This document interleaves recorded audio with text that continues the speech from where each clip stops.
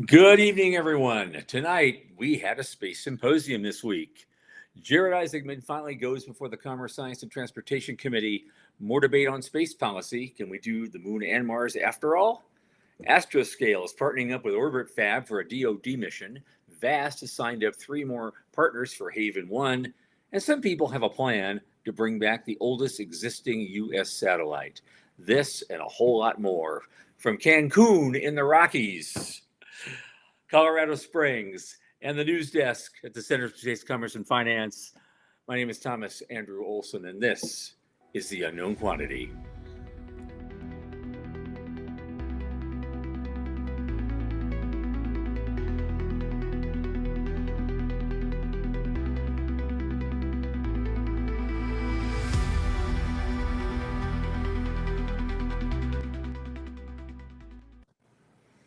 Okay, everyone, welcome and good evening. Of course, you've probably heard this before, but you're going to hear it again. What is the Center for Space Commerce and Finance? The host of this show. Why are you here? Well, we champion and strengthen emerging space startups, space scalable small and medium enterprises, and space adjacent enterprises worldwide through advisory, access, and advocacy across the funding spectrum. Our programs fortify business plans and investor readiness for founding teams at various levels of development. One of our latest initiatives, of course, as you know, is our monthly space microgrants, where we award $1,000 to an aspiring startup. Now, if you want to apply for a microgrant, the form is right there on this page, spacemicrofund.com. It's very easy to submit.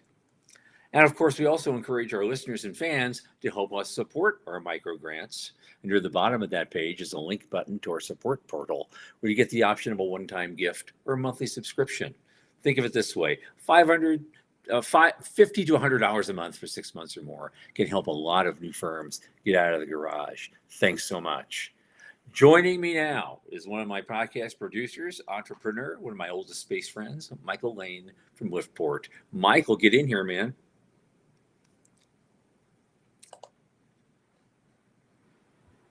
There he is. Hey, how you doing, how's man? things? I'm good. Man, I'm good. It's been just absolutely just swamp ass busy for me. It's just like I'm up 16 hours a day doing a bunch of stuff here. So the symposium itself, I wasn't a direct participant a lot. I was an attendee. I saw a couple of things. So I only give you impressions because I was here mostly to take meetings with potential sponsors and potential partners we want to do some business with for the center. I also I did some things with my other company, Avialto, and there's just a lot of great stuff that happened here this week. So I'm glad I went. It's an interesting experience. I've never been. This is the 40th anniversary of this. Right? Yeah. I've never been to one before. It's the biggest show in America. I know, and they also charge too much. So that's that's another thing. It's like $3,200 for a ticket now for this thing. It's if you want to see the whole thing, it's amazing. Yeah. So the only ticket to ride for something like this, and if I go next year, it's what I'm doing, is getting a media badge. Right. A media badge is the ticket to ride. Here's the thing. I've never seen so many military uniforms at an event in my life. I told you, from various countries. It's absolutely amazing. This is where. And you said various countries. I cut over you, but that's an important detail. That is an important deal. Not just America. I saw German uniforms. I saw Canadian uniforms. I saw British uniforms. And I saw uniforms from, from Japan, I think, too. So there's a lot of people from a lot of different countries, but the whole issue is this conference really from the beginning has been dedicated to really putting together a government, NASA, the Department of Defense, and a lot of their contractors wannabe contractors in the same area. There is some entrepreneurship going on. Interestingly, there are 2 major exhibit halls. The one of the North Hall was all for the big boys, the Northrops and the Lockheeds and all those people there. And then you have in the South Hall, you had more kind of smaller companies, some of the second tier people. Some guys were entrepreneurial hustlers, but frankly, I talked to a lot of these guys, down there because I had an exhibit hall pass, and thank you Vast for getting that for me. Yep. And shout out to them. Great guys at Vast. But a lot of these guys I talked to saying, we've already made a lot of our deals this year. We've already made that $100 million contract, and so we're just here to show the flag. Yeah. And that's all. That's all they're doing. Well, and speaking of Vast, they got 3 different contracts signed. Yes, they did. So. And I was in there. I didn't put the pictures up. I wish I had. We'll have to share them later. I took some pictures. They have a model of their Haven 1 module, and I got to go in and look around at it. We had to wait in line for half an hour to get in there. Sure. Yeah, but it was a cool looking thing. I can see how they're gonna click these things together like a Lego puzzle and just build larger stations out of it, right. Which is kind of cool. Still nothing really that you can do with artificial gravity, but maybe we'll get there one of these days. Not yet. Not version 1. Working on. Let's put it that way. Yeah. So you talk about symposiums. Symposiums it's the biggest show on earth. Well, it's up there with IAC. Certainly. Yeah. Well, IAC is a technical conference. This is a show and tell and a Disney and a deal making conference, right? Yeah. That's what they're doing. They're out there hustling. And it's they're right there in Colorado Springs, which is where Space Command headquarters and NORAD and Air Force Academy and a bunch of other stuff nobody talks about. It's all there on Cheyenne Mountain. So that's how they've had this 40-year legacy, and that's why all the military folks go there, because it's been approved. It's on all the green light lists. And it was interesting how it developed because originally when they first started this, the whole point was to build up the city of Colorado Springs. Really? And the city fathers are like all in on that, and so it just grew and metastasized from there. I've never heard that before. Yes, wow. Dennis Stone told me about that. It was like economic development. I didn't even say it in some of their material. Yeah, this was done, to really be a booster for the city of Colorado Springs. And it's gone on from there. My one impression I wanted to let you know was that it did remind me of the first time I went to an IAC. Yeah. Because the logistics are insane. You don't know where everything is. And there's a lot of people there and you don't know any of them. Right. 17 years later, 17 IACs later, I know a lot of folks, and it's like, going to some of the other conferences that we're used to. But my first time at Space Symposium, I'm here again. I'm starting over again. Here it is, right? Yeah. One thing did bother me, though. I mean, if they want to really extol the virtues of space entrepreneurship, because they did have a pitch event. Okay. They did offer a pitch event. They have their own internal thing, and they're doing a pitch event, right? Right. It was invitation only. What? It was invitation only. But if I'd had that media badge, I could have walked right in. Yeah, that's a little weird. Kelly Kiedis Osborne or something like that. That's her name. It's something like that. I don't think that's her exact name. She's been pushing the commercialization for a couple of years now. Yep. And it is starting to kind of bear fruit. But I was kind of hoping that maybe we'd the center would have some sort of role or something like that in that. And that would be a relationship worth building. If we can. I mean, a lot of these guys like to do their own pitch events now. And I wanted to see it just to see what they did and see how they did it. Yeah. And probably, say, you're doing it wrong. But well, let's just take some credit. We're the oldest. We've been doing this for a long time. We've given out the most money, right? Yep. So let's own that. All right. Okay. Hey. So what's bothering you in the news right now? I mean, we got Isaac Min on display this week. Right. Let's hold off on that until we bring in our guest. But because that's gonna be a thing. It's gonna be a thing. We got a whole. Let's just kind of lightning through some of this. Yeah, some of this stuff, right? Absolutely. there's some things that can just happen quick. So let me. Yeah. I'm just going to pull them up in kind of no order. So just kind of fly with me. All right. Okay, that's fine. I got a bunch of stuff too, but okay, I'll go with that. That's fine. This one's just for the fun of it. If you're on the East Coast, this looks super duper cool. They've got some great video. It looks like a remarkable festival. I had It no is. idea Yeah, this was happening. yeah, I just found this out. I just found this out today, as a matter of Yeah, fact, that this thing is yeah. going on, and you know who's running the Kennedy Center now. So I thought that I was kind of funny. I do, but this was Yeah. in place before that. Yep. So no taking credit for something Oh you no, didn't I'm not do. saying that. I just like the brutal irony of it all. Right, Um, right. I do like that it's running over Yuri's night, and I think that's great. So if you don't have yeah. plans for Yuri's night next week, Saturday. What am I saying? Next week, Saturday. This looks like a pretty cool place to do something. I'll post that in the chat.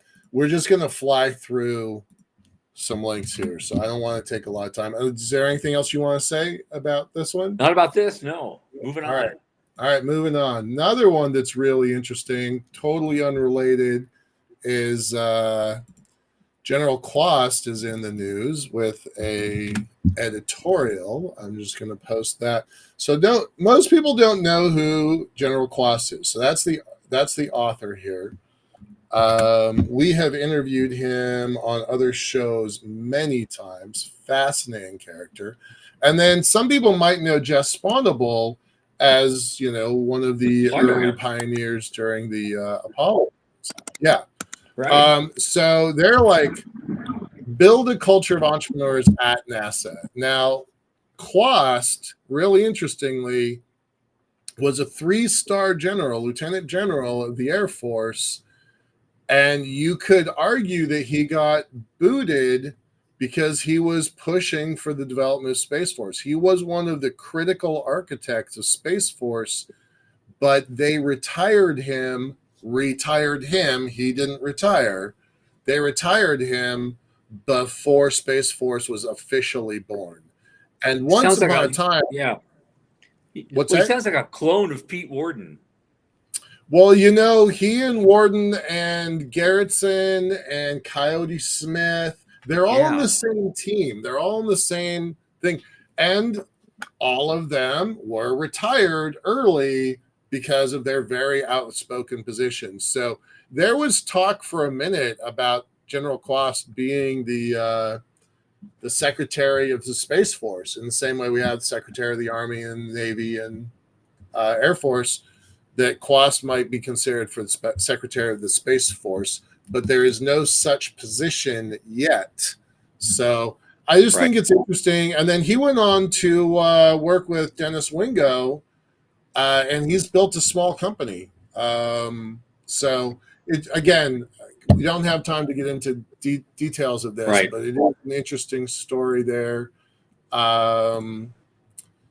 Anything you want to talk about there? Well, I'm actually kind of going through the article while you're talking about it.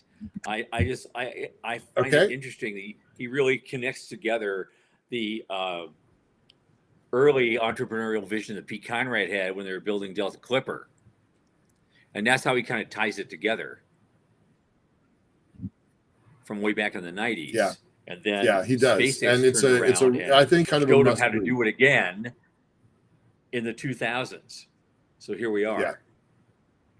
Well, so yeah, that's why NASA culture. It's hard. Go ahead. It is. But reminding everyone that NASA is in the Commerce Department, and they always have been. So they always started as an economic driver. Wish that they had kind of stayed that path. So that's interesting. And then another quick note here. There's been a lot of talk about changing the acquisition process in the military.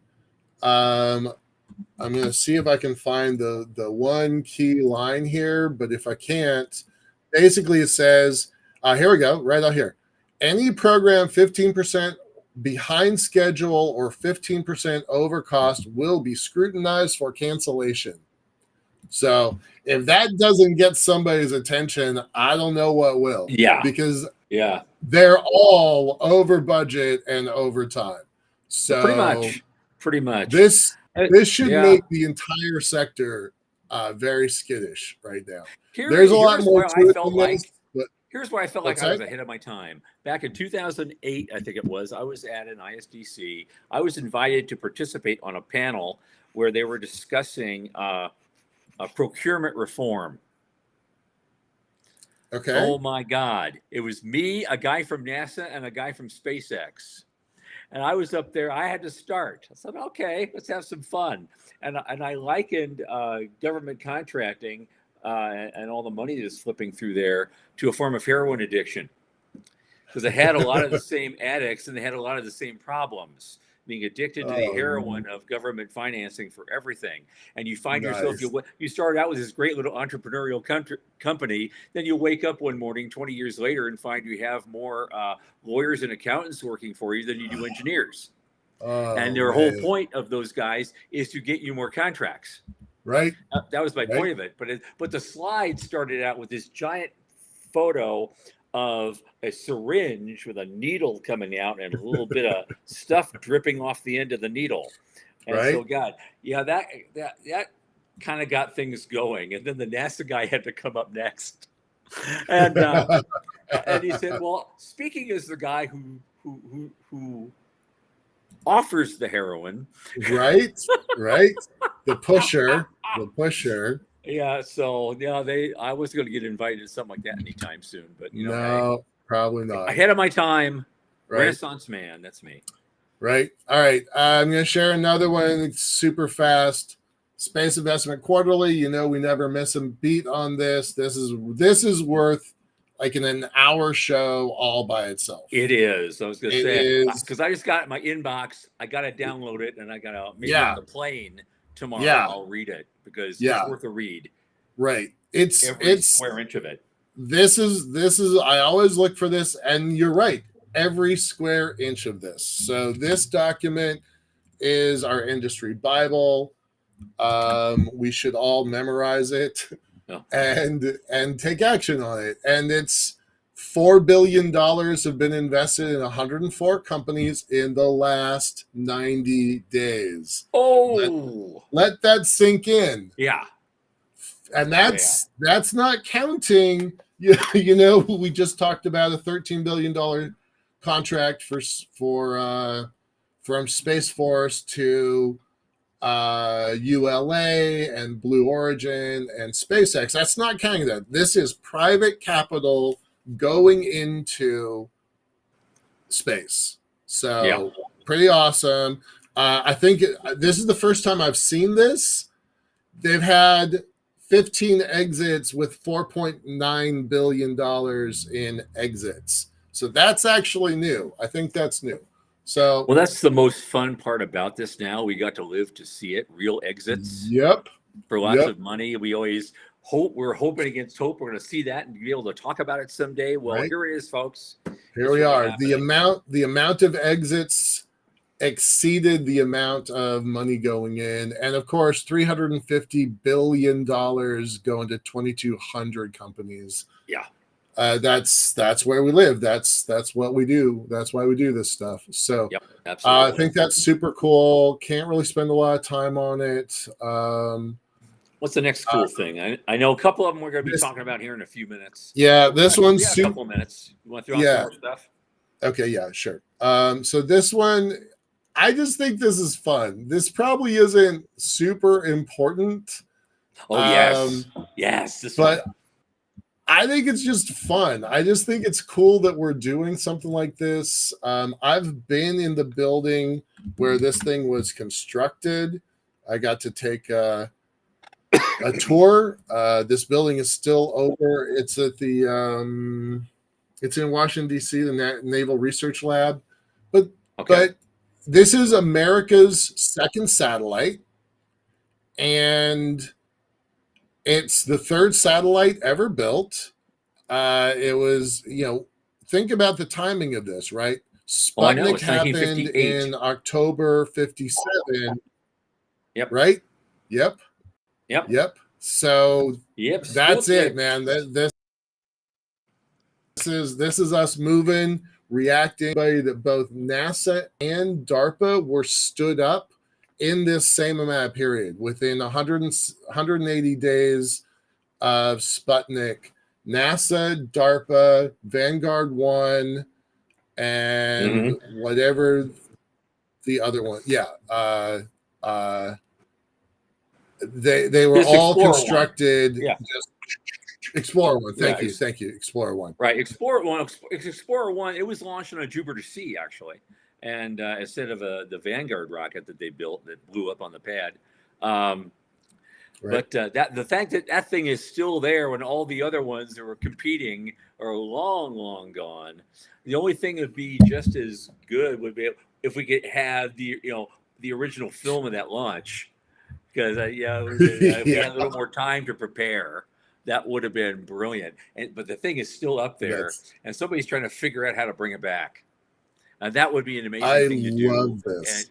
And like Indiana Jones, it belongs in a museum. And so it does. It that does. would be the perfect Indiana thing Jones to do. is right. Yep. Yeah. I love it. I think there's good science. There's good science to be had with this. So if there's a way to pull this off, if there's a way to do it, I would definitely support it. The Naval Research Lab is a remarkable place.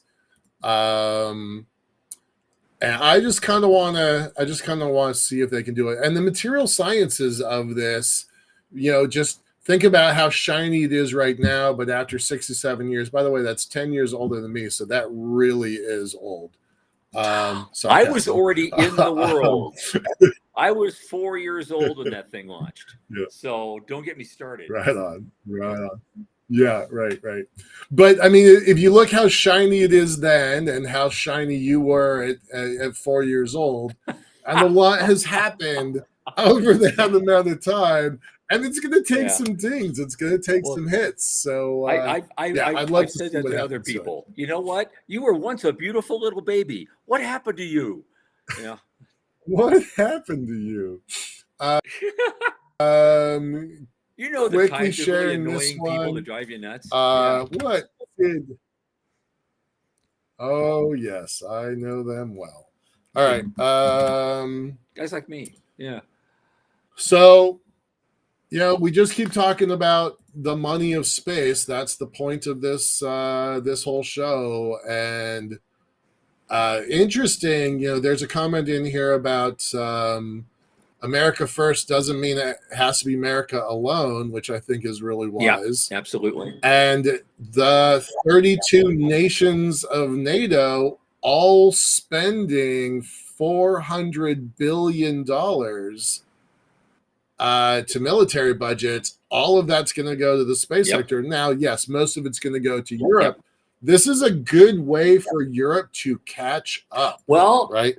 Europe is definitely lagging. But the biggest problem with that is first the bureaucratization of Europe, and then the actual physical launch capacity that they have. So no one is going to beat SpaceX's launch rate right now. So I don't know how Europe gets there, to be honest. Right? Yeah, it's going to take a while. Yeah, no, that's true. It's going to take a while.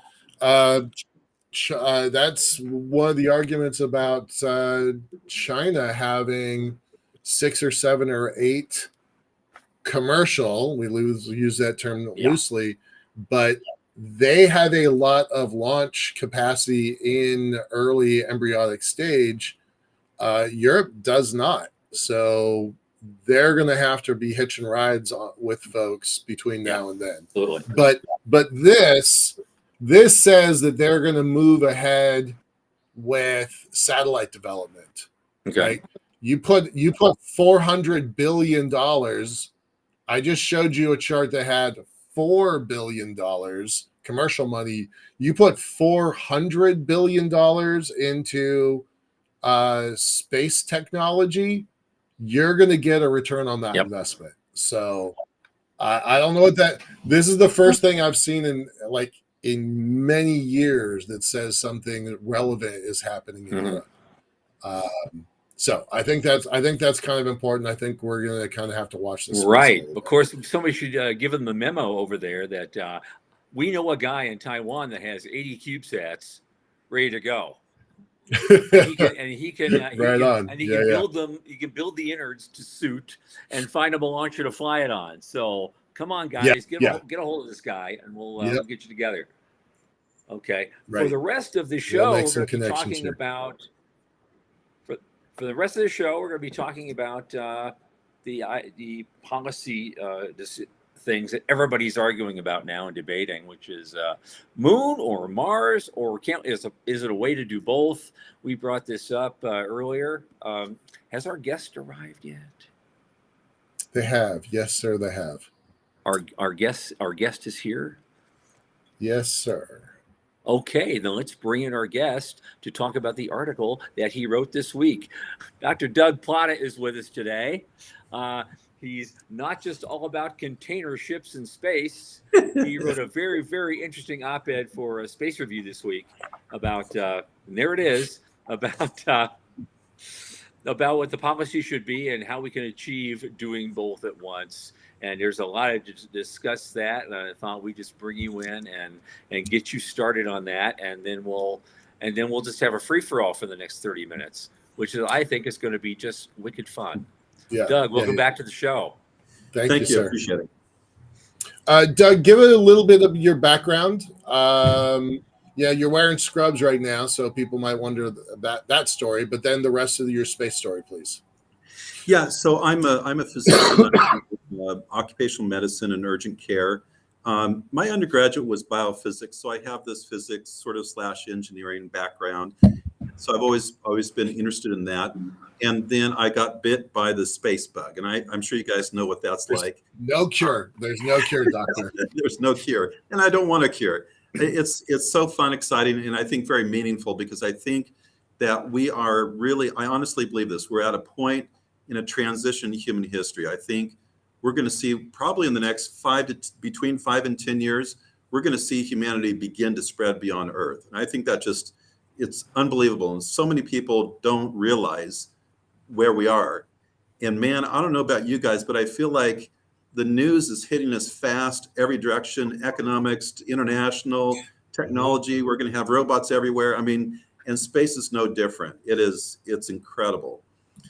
So yeah, I'm a physician, and then I've started a space development network. This is a free to join, developspace.info. People can check out our rather extensive website there.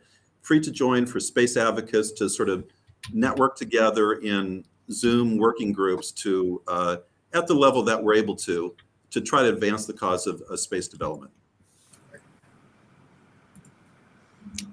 Very good. So let's get into your article. I haven't had a chance to read much of it yet myself. I just got back from the symposium. I know Michael has read it thoroughly. Let's get into the meat of that. You made some very great arguments, at least in my brief reading of it, about yes, we can do the moon and we can do Mars at the same time, and we can afford it.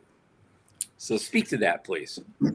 Yeah, and I appreciate there's our website, and it has sort of 3 different layers. You get more and more in depth as you go through the different layers, almost all aspects of space development. Okay, so the title of the article is Space Policy, the Moon and Mars Simultaneously. And very, in a nutshell, it basically says that we are the key factor to understand space development and frankly, space policy is we are going to see, I think it's a fairly high probability that by 2030, we are going to have access to a fleet of fully reusable super heavy lift vehicles. And that really does change everything, including this stupid debate of where should we go first. And I believe that with such large capability and low per seat cost and per kilogram cost, I believe that we can actually do both simultaneously, and that we should, because both the moon and Mars, they offer advantages that are unique to each. Right. But what I state in at the end of the article is, we can't just say moon and Mars simultaneously. I was very pleased to see in the, Jared Isaacson, Isaacman, he was basically saying moon and Mars simultaneously, and we can get into the weeds on that statement. But I'm pleased with that, but I don't think we can say, oh, let's just continue all the current programs at their current rate, and somehow we're going to be able to add on both the moon and Mars in permanent development on both destinations. We got to make some tough decisions. Either we got to raise NASA's budget, which as a fiscal conservative, I don't propose. Alternately, we do have to make some decisions as to where we're going to free up money. And I get into the later end of the article about that. So that's in a nutshell about the article. Okay. Well, let's kind of talk about it kind of from perspective of, here's Jared Isaacman's confirmation hearing notes, right? He's literally saying, don't let China take the lead, right? Don't pass this off. He's saying, look, we can do all of these things. Why don't we just commit to it, right? Like, let's just loud and clear make it really obvious what we're trying to do.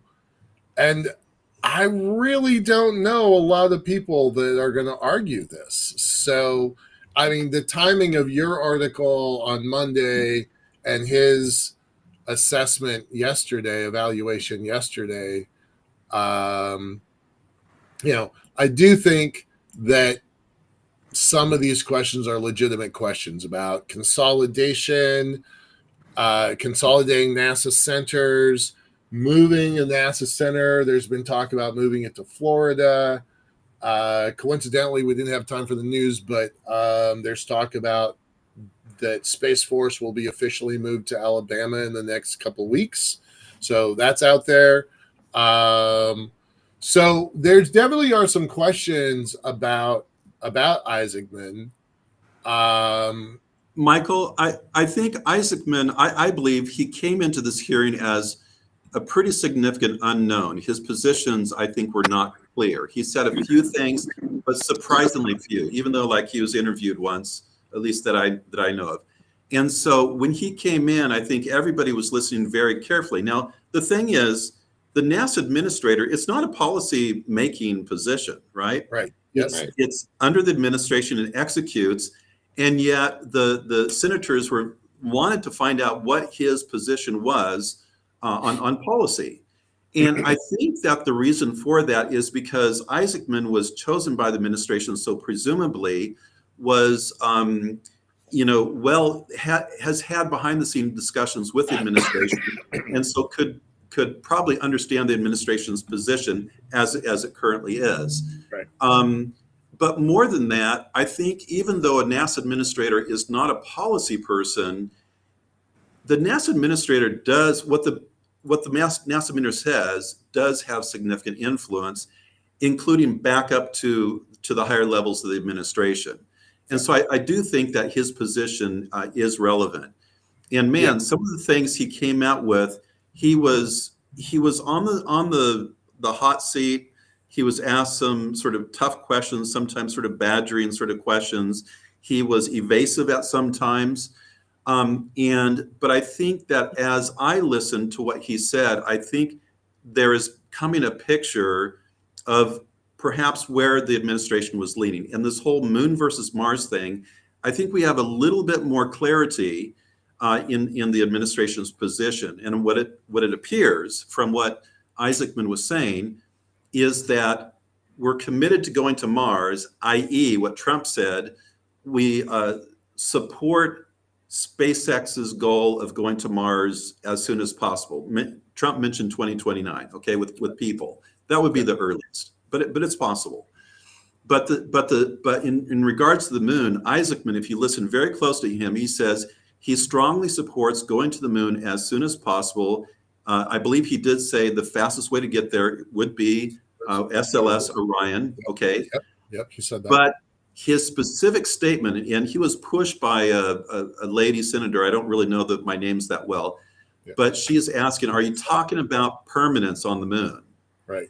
And he wouldn't commit to that. He says, well, what we need to do is we need to go to the moon, sort of boots in the regolith, and then what we can do is we can explore three different things. Can it be made profitable? Can it be strategically significant? And what was the third one? Do you guys remember? So the sustainability question you kind of dodged a little bit, but it was along the lines of paying for it within kind of the box of money that we're in right now. Well, one thing I have to mention, though, I'm moving through the notes because I wasn't able to watch the thing. I've been kind of busy this week. He did as almost as a throwaway line. He did mention the helium-3 thing. He did. Which got an eye roll from me, of course. Right, but and he also mentioned space-based solar power as potential, which also was surprising to me. Yeah, well, that's not so much an eye roll from me there. I still think space-based solar power. Trying to get it into the power grid on Earth is probably more challenging, but I can see when you're trying to open up a new world, small power sats beaming power down right away to kickstart things, it'd be almost a no-brainer. Right. A couple of Falcon Heavy launches, and you can deploy a whole bunch of stuff. Why does the moon have to justify itself economically in terms of like return on investment profitability? But there's no question about Mars having to prove itself profitably. To me, it's because, and here's one of the key things in my article that I point out, and that is, this is something the senators, they don't seem to understand. If Congress says, hey, we got control of the bag, of the money bag, okay? We ultimately have the final decision on space policy. So it depends on what we fund or not. And what we decide is we're funding the moon and we're not funding Mars. Is that going to stop the Mars program? And the answer is no, because the Mars program isn't in the hand of Congress or the administration. It's in the hands of SpaceX. And the reason for that is because they've got the technology that they're developing. Okay. And I think if you look at the technical hurdles, I think they're going to overcome them. But the second big thing is they've got Starlink revenue like you would not believe. To explain how much revenue that is. Yeah. I know. They are currently at, I think, more than $6 billion of revenue, okay? And by the end of 2025, they're going to have probably upwards of about $9 billion. Well, $9 billion is the amount of NASA's budget for a human spaceflight program, like all of it, okay? Right. Yeah. And it's just going to grow from there. They're anticipating $20 to $30 billion after everybody, after they sort of max out the subscriptions and expand their constellation. And so honestly, SpaceX is the one in the driver's seat when it comes to Mars, which from a space policy standpoint is really fascinating because basically, I don't think the FAA is going to not give license when they have no reason to. SpaceX is going to move forward. So the question that's going to be facing the decision makers in DC is, are they going to stand by the side while SpaceX starts putting cargo and then people on the surface of Mars? Is NASA going to be standing by the side? And I don't think Republicans or Democrats are ever going to say, oh, we should stand by the side. Well, SpaceX, probably partnering with UAE and other countries, they want their people on Mars. But what, America doesn't want its astronauts on Mars? That's just unbelievable. Unbelievable. I was in a meeting about a month ago, and the audience was between, say, 25 and 45. And somebody that was probably on the younger side, 25, 28 range, with a completely straight face said, "Is NASA relevant in space anymore?" Wow. Right.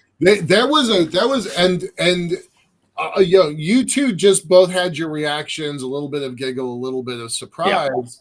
But in that room, in that moment, other people were thinking that same question, right? Mm-hmm. And so now you've got the situation where there is a space race. That was the thing I was going to post here a moment ago. There is a space race. It's not someday soon. It is happening currently, and the soft power of going back to the moon is undeniable. Well, Right? absolutely. Greg Autry talked about that in his book when we interviewed Yep. him, and Yep. it made perfect, absolute sense in that case. It definitely is not your father's or grandfather's space race, however. Right. And so we gotta learn what the new rules are, the new parameters, and be prepared to go up against that. Let me speak to the soft power, because I think probably the viewers may not quite understand the magnitude of the soft power, because again, the fundamental factor that drives the magnitude of what we're going to be experiencing is the Starship fleet, not just Starship, but the fleet. Right. And let me reinforce that the engine production rate for SpaceX is probably approaching 2 per day. Okay, which means in a week they can produce another Starship. And they have the Starship factory down in Boca Chica, Texas. Okay, and they have a goal by 2030 about having a fleet. I mean, we're talking like an airline fleet. Okay, it's very doable, and their Starship factory is the right size to do this.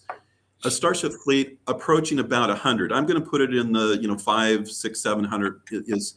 I'm sorry, about 1,000. By what year? By what year? By 2030. And if you look at their engine production rate, and even if you assume 9 engines per Starship, and yes, there's 33 engines for the first stage, but you need relatively few of those for every Starship. Okay, when you do the numbers and you assume some increase in engine production rate, it turns out you can get right about 1,000 Starships, a fleet of them, by 2030. Maybe 2031 or 2032, but very close. Hold on that for a second, Doug. So I'm reminding everybody that the idea of this Starship singularity came out of a single tweet that and it was still called Twitter then, that was posted, where Musk was talking about 3 trips a day, every day for a year. So that 1,000 equals your 1,000 that you're describing, right? So everybody thought that was an outlandish comment, and he's always off by timing. He's hardly ever off on result. Yeah, exactly. Right? Yeah. So the thing is, now here's an interesting thing, and that is the Starship is designed for Mars, okay, but it is very usable on the moon. It's maybe not the most efficient design for the moon, but it's more than sufficient, okay? So what I'm in the article, one point that I made was that SpaceX is going to Mars anyhow. They're going to be building the fleet for Mars, okay? The moon is only 11 days round trip away, whereas Mars is the round trip. You can only launch at each window, which is like 26 months, okay? So the moon, if you have a Starship fleet that SpaceX has for Mars, to have an American program to establish an international base on the moon is just like an incremental usage of the Starship fleet. It's not, these are not 2 separate programs. We need double budgets. It's just, we need to take advantage of the Starship fleet for both Mars and the moon. And that's what my article is saying. And you can make the very legitimate case that you can use lunar trips as test drives for Martian trips, right? You don't want to go all the way to Mars on a perfectly never been tested ship.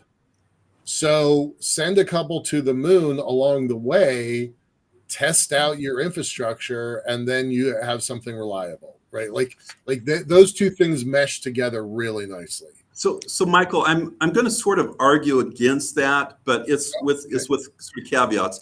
Certainly, any usage on the moon is more experience, and it does nothing but help. Okay, Yeah. but first of all, you can test, you can test inflatable habitats, you can test life support, you can do a lot of testing on Earth. Is it really not going to work simply because you put it in 1/6 gravity? I mean, we can test components on vomit comets, and we can see how it works in 1/6 gravity. Okay. Right. Yeah. But the other thing is as early as November 2026, about 19 months from now, SpaceX could be launching several. Elon estimates it's going to be 5 attempted landings in early 2027. Launch 2026 November, land in 2027.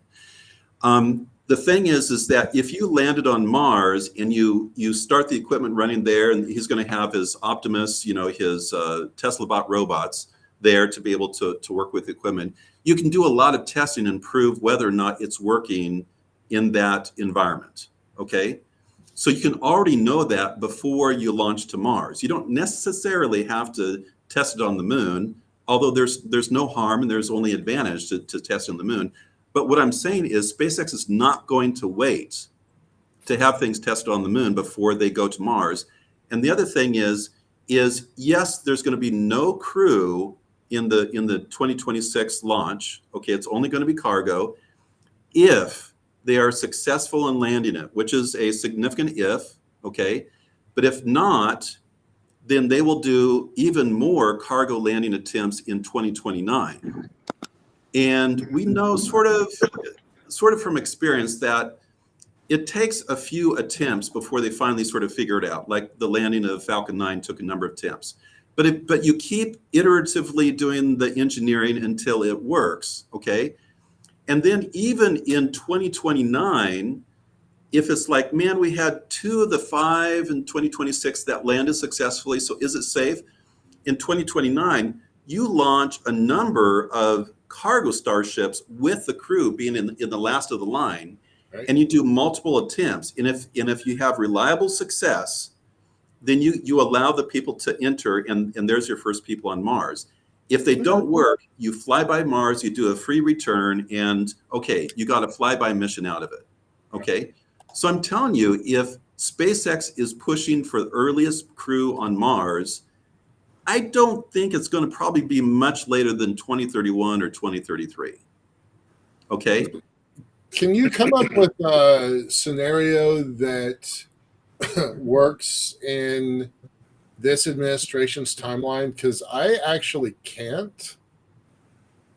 But this isn't my area, so I'm happy to defer. In terms of an achievement during the Trump second term? Yeah. I don't think there is a way of doing it in Mars. Even a flyby or even a Phobos Deimos visit, I cannot see it occurring on Mars. However, if Trump fully puts himself behind it and he's the guy who made the speech and he's the guy who got it going, and then whoever the next president is, they do it. It's sort of like Kennedy. Does he take credit for Apollo? Do we give him credit for Apollo? Right. But he wasn't alive. I was just curious. I was just curious if there was a path because I couldn't see it and I was wondering. But there is a path to the moon during his administration. Oh, for sure. Yeah, absolutely. Yeah, no question. No question.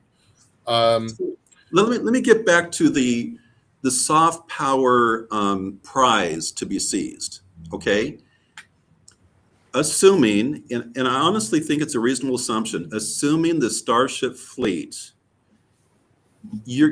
as you increase the flight rate, the per seat price goes down. And it can go down dramatically because it's fully reusable, it's fleet production, it's fast turnaround. All of these things are driving to cheap access to space, very cheap, okay? Mm-hmm. So what happens is it begins to, and if you have as many as 100 people being launched on the Starship at a time, and we can discuss about the safety of that, how that works out. Multiple engines, engine out, you still achieve orbit, okay? But what happens is a lot of countries who have never been to the moon, which is all countries except for the United States, all of them would absolutely love to watch their national astronaut heroes exploring the moon on behalf of their own citizens in their own language. Okay? So there is a huge sovereign market demand. We see it on the ISS, we see it in the Mir. There, countries want to have their people, their astronauts going forward. And if the per seat price can be brought down like it looks like it's going to be, then the moon becomes an opportunity for many nations. I'm talking at least 2/3 of the nations. If the per seat price was $80 million a piece, and at 100 people per Starship, it's not going to be $8 billion per Starship launch. Okay. No. So you're talking about the opportunity for everyone to have their Apollo moment.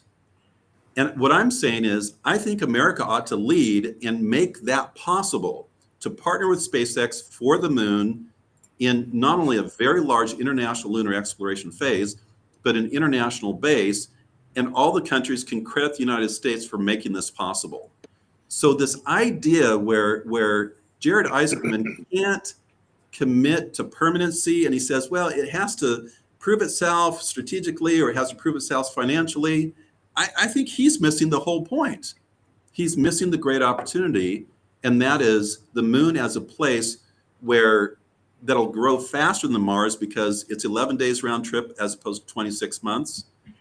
And this is where very large base is going to be established. And if you have a policy where you have, NASA needs to be developing surface systems now. In particular, they need to be paying companies to finish surface systems, not just little demonstrations, but actually produce those stuff, and encourage other countries to fund their companies to produce competitors, so that we all get lower price, multiple redundant systems that can compete with each other. These companies compete with each other for habitat and life support and transportation systems, both on the moon and Mars, because largely they're applicable to both locations.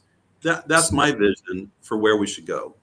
I'm going to point out this this paper by Gerritsen. We talked about Gerritsen briefly when we were talking about General Quast and General Pete Worden and Colonel Smith, but this guy wrote a pretty fascinating paper about. He definitely has a military perspective on this, so take that with a grain of salt. But most people don't understand that the world fundamentally changes, and that's not hyperbole. Right. Most people don't understand that the world fundamentally changes once this fleet comes online. Right. So I'm going to post this link. I'm going to particularly call it out to one of the people in our audience, Morty, because I've talked about it before. But and you guys, we have like only... Isaacman doesn't understand this yet either. Even though he knows Musk, and even though he knows, I don't think he understands this basic tenet. Nobody in the entire room of the confirmation hearing understands this. I hate to say. Okay, in the 2 minutes we have left. Sorry, we got to make some tough decisions. It's gone fast. Yeah. Where do we open up budgetary space? Okay. And look, maybe Congress says, hey, we don't want to, we got the bird in the hand, we don't want to let go to grab the two birds in the bush. Okay. Right. And what I did in the article, I thought I was going to take some heat from this. And that is, I actually put in order what I think the low hanging, the thing we can drop. And what I put is mobile launch platform number 2, and the EUS, the upper stage, exploration upper stage. Okay, that's your SLS 2.0, whatever it is. Okay, let's just say no, we're not going to use SLS more than Artemis 3, and so let's not do those advanced sorts of things. But I would go further, and it did come up in the hearing. Gateway. I think NASA should put out an RFI saying, hey, is there a better way to be able to get to the moon that doesn't require the gateway? And I think the moment they ask that question, there's going to be an answer. And I think you can have an end-to-end Starship sort of thing. But frankly, not just gateway. I think we ought to get rid of SLS as soon as possible. I don't know what you guys think, But we've been honestly, talking about this for a long time. There's been all Right. sorts of tomes written about it for What years. does as soon You as know, possible the mean only is reason it's the gotten as big far thing. as this is it's gotten is because of Bill Nelson. So so we'll see how far that goes as the but budget guys, hearings go down too. You know, it's like how long do we hang on to this thing at but the guys, insanely expensive launch I cost? know. I'm going to take it further, and I think we ought to put everything on the table and ask: is it the best use of taxpayers' dollars Yep. to achieve the most in space? You guys are probably going to disagree with me on this. Not really, because as of right No. now, we have 1/3 of 1% of the federal spending is NASA right now. That's the NASA I know, budget. but Change let it me to finish. 1/2 of 1%. What more could you do? And you Let just me left it there. let me finish my point because, and you guys are probably going to disagree with this, and that is, I don't think we ought to spend more than $1 billion per year on commercial LEO destinations. And in fact, I think we ought to draw a line of saying beyond, I don't know, beyond $10 billion, we're not going to spend anymore. You guys got to prove yourself, okay? And not just, guaranteed NASA's going to be customer forever. For how many decades? For another 20 years? And if, protein folding has been done away with by AlphaFold. That's not the business case for LEO. 3D printing, are you sure we can't do that on Earth with printing in gel? And Z-Bland, how big is that market? I'm sorry. We need to question all of these things and put them all on the table and make the best use of taxpayer dollars. And I would say the dollars are probably best spent taking maximum use of the Starship fleet. And so I think we ought to open up budgetary space for maximum use and focus on the moon and Mars as where humanity is beginning to move. That's my opinion. Okay. And on that, obviously this debate is going to continue. We will have more discussions on this. All right. And so, Doug Plata, thank you so much for joining us. We'll do this again some more. All right. Thanks, sir. Stick around for a sec, okay? Will do. Thank you. Okay. And with that, I'm going to bail. Okay. Fun talk. I can't wait to talk to Doug again. Dr. Plata is always fascinating. I've had him on the show a bunch, and I love him. All right, I'm going to get out of here. Thank you very much, and I'll see you next week, y'all. Okay. Oh, Thursday. Now I'm going to finish up tonight. Next Monday night, 8 p.m. Eastern, we have Christopher Lay and Andrew Woodfield from Actuate Ventures. We're going to talk about a lot of the investing they're doing and how they're doing it. I want to leave you with something. It kind of ties into my experience at the Space Symposium this week. And here it is. It's something that kind of moved me. I got from another source. I've modified it a little bit for our own needs, but I thought it was really important to kind of get that higher perspective on everything. It goes something like this. There is a tendency with history, I think, because we're so far removed from it, to forget that all of the people were, in fact, people. A child 10,000 years ago left a handprint on a wall. She was finger painting. A Viking climbed up a rock just to carve the words, "This is very high," about 20 feet off the ground. Somebody, centuries, millennia ago, burned their dinner so thoroughly that they buried the ruined pot in the backyard rather than attempt to clean it. For all we know, Shakespeare got drunk and wrote dick jokes. Tutankhamun was once a little boy who liked ducks more than anything. A Roman centurion carved his name into a monument in another country simply saying, "I was here." A prisoner centuries ago in the Tower of London scratches lines into the wall as a tally marking his days. A medieval monk working as a scribe scrawls in the margins bemoaning the boredom of his work. The point? Every human being across history has said, "I was here. I lived, I loved, I made something, I laughed, I cried. Please, please do not forget me. And one of the things I took away from the event this week, I thought about that. And I thought, even to this day, with our fancy technology and our communication capability, we're still doing the same thing. But now there are billions of us saying the same thing in a giant conversation. I was here. I live. I love. I make things. I laugh. I cry. Please do not forget me. And that's kind of where we're going with this today. And it's a huge conversation now, but it's exactly the same as all our ancestors have done for thousands of years before us. And on that note, this is Thomas Andrew Olson from the Center for Space Commerce and Finance. Keep watching the skies.